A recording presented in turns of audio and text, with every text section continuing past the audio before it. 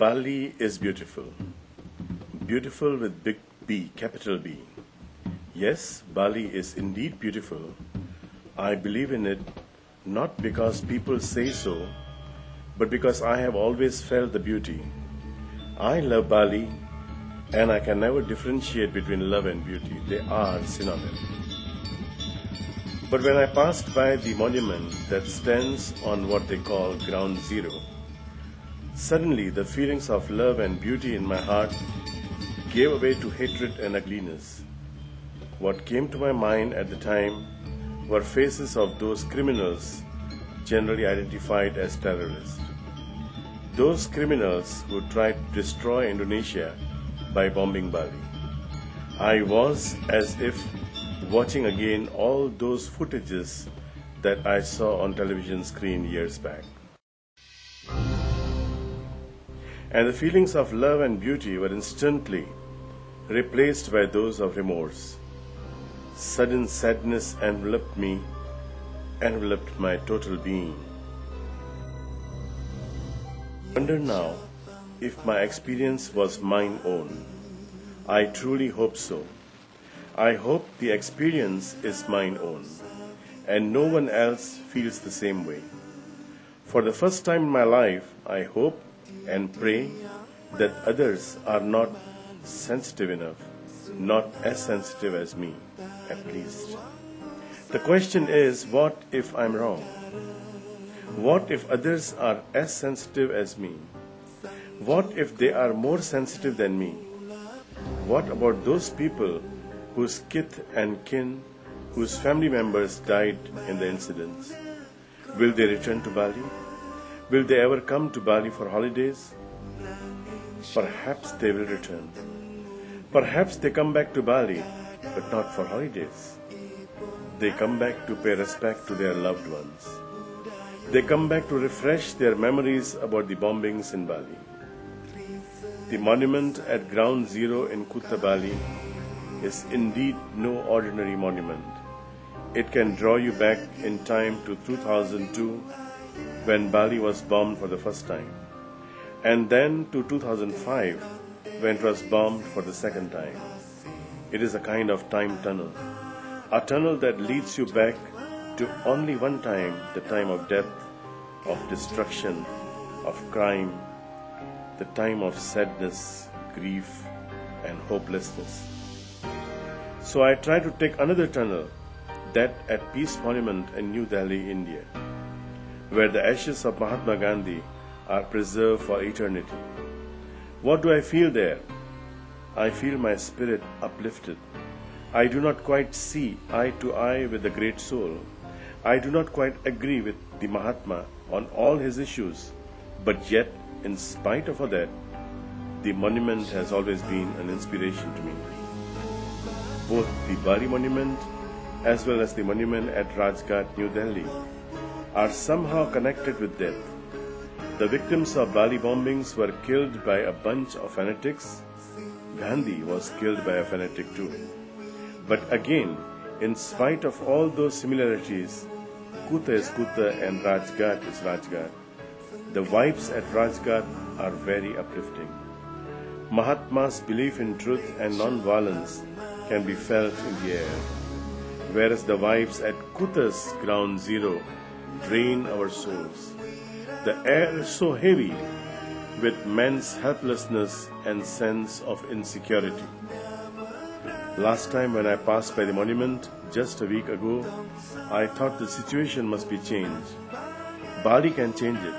Whatever dirt has been thrown on its beautiful face, Bali is still beautiful, beautiful with capital B, with big B. It still has enough beauty to clean its face. It still has enough love to drown all hatred and all ill feelings towards those criminals who tried to destroy Bali. What do we do? What can be done? First, the image of ground zero must be changed completely. So I suggested to our friends to conduct prayer meeting every week. A weekly prayer meeting conducted at that very point, ground zero. Let people of different faiths pray in their own language and according to their beliefs, their religions. And then the meeting is closed with some uplifting songs, songs of love, peace, harmony, and friendship amongst nations. Songs that celebrate pluralism and multiculturalism, and finally lead us beyond all kind of isms. The vibes at ground zero must be changed. They must be transformed from draining to uplifting. The monument there must be known and recognized as Monument for Peace. The ground zero must be renamed as Ground for Peace, Ground for Love, Ground for Harmony. Secondly, stop calling those criminals terrorists. Stop them from terrorizing you mentally. Erase their identity as such from your mind. They are not terrorists. They cannot terrorize us, call them criminals. They are just street criminals. And they belong to no religion. A criminal has gone against the very teachings of his or her religion by committing such heinous acts of crime. Those who support and defend them are equally criminals. They too belong to no religion. They cannot claim to be defendant of religion. They cannot defend any religion by killing people, innocent or otherwise. Capital punishment is state's prerogative, not theirs. Terror, terrorism, terrorist, all of these can be jointly termed as fear and company. None of them can exist without fear. If this point is properly understood, we can easily deal with terrorism. How? By being fearless. It is as simple as that. A fearless person can never be terrorized.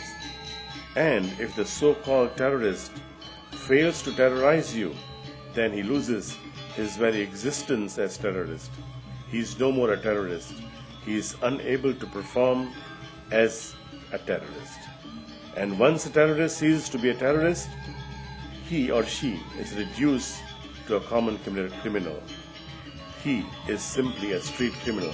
Yes, he can still throw bombs, he can still harm you, but he can no longer terrorize you.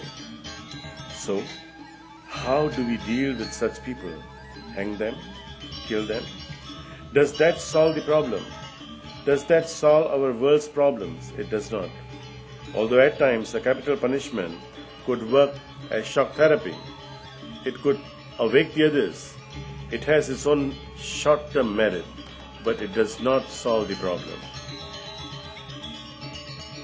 The solution lies in transforming their minds, in strengthening their minds, in making them let go of their fear.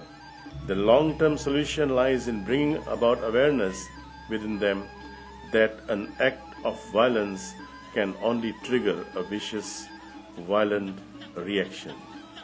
That way, they cannot go beyond the vicious circle or cycle, whatever you call it.